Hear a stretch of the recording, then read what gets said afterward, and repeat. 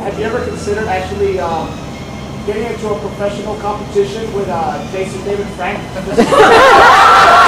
I'll be honest with you, I just don't like people who are full of BS, and Austin's nothing but full of BS. Well, here we are. A video that is not easy to make, or for any fan to hear. I've had very mixed feelings about making it, knowing what kind of reaction it will get.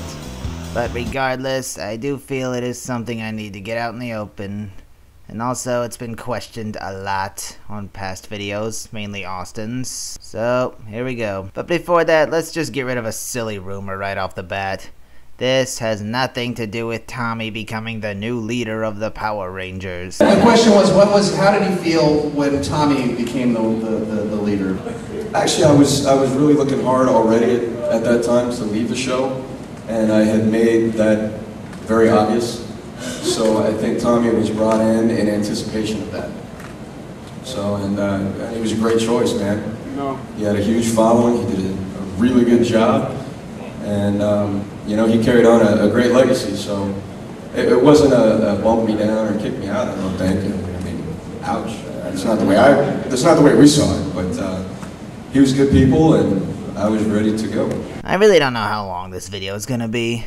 I don't want to shorten any topics, but there really isn't much to cover.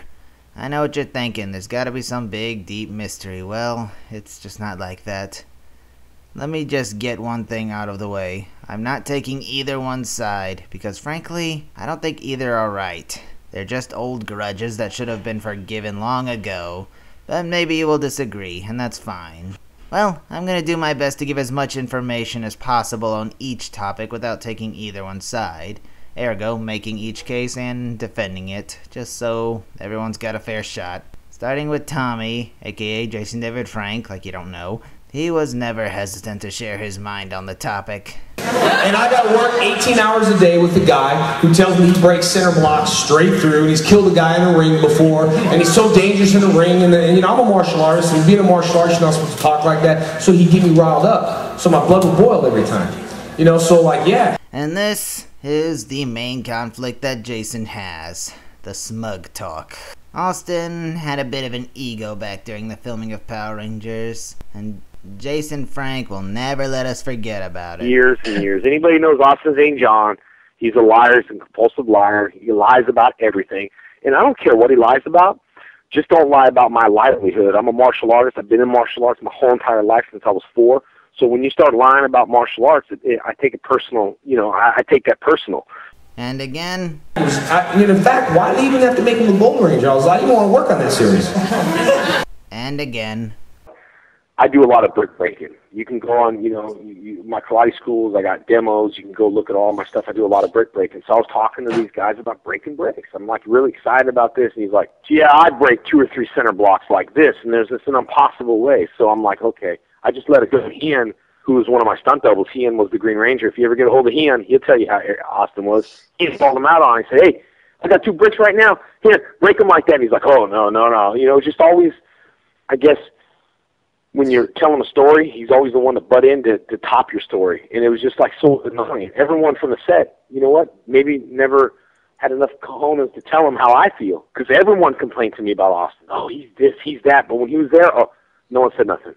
However, Austin, on the other hand, has been the exact opposite and has said practically nothing on the issue.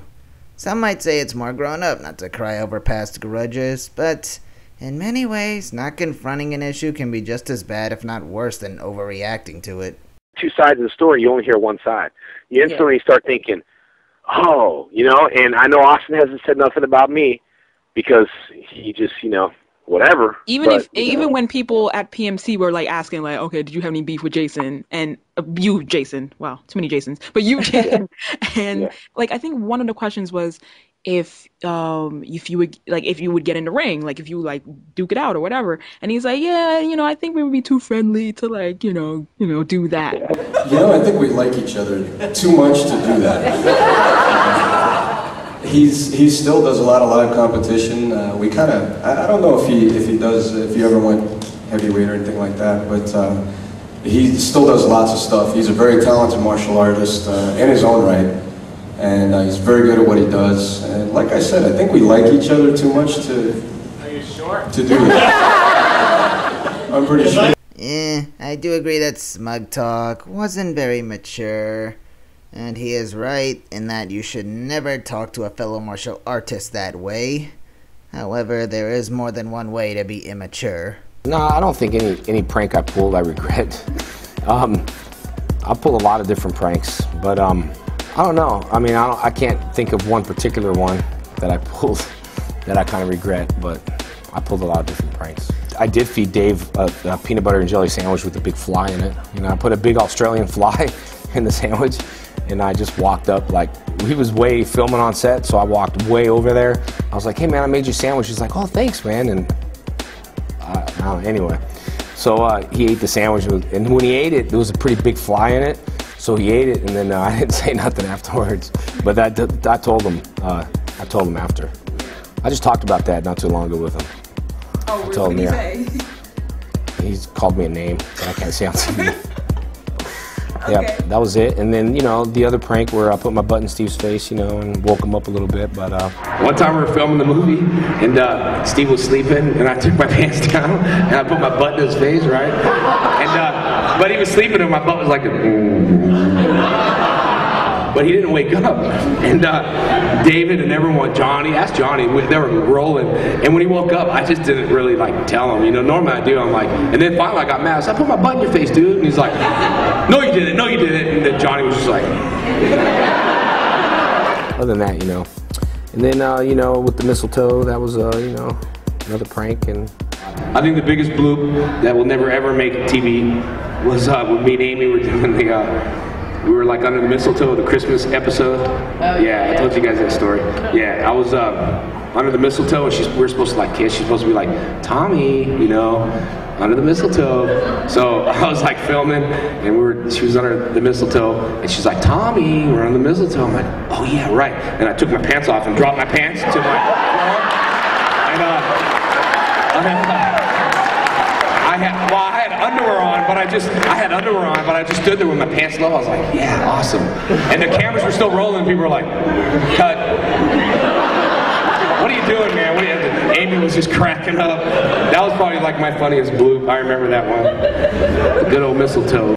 Okay, yes, I am aware that Austin also pulled some back then, but my point is everyone does stupid things when they're young. It should not be held against them for eons.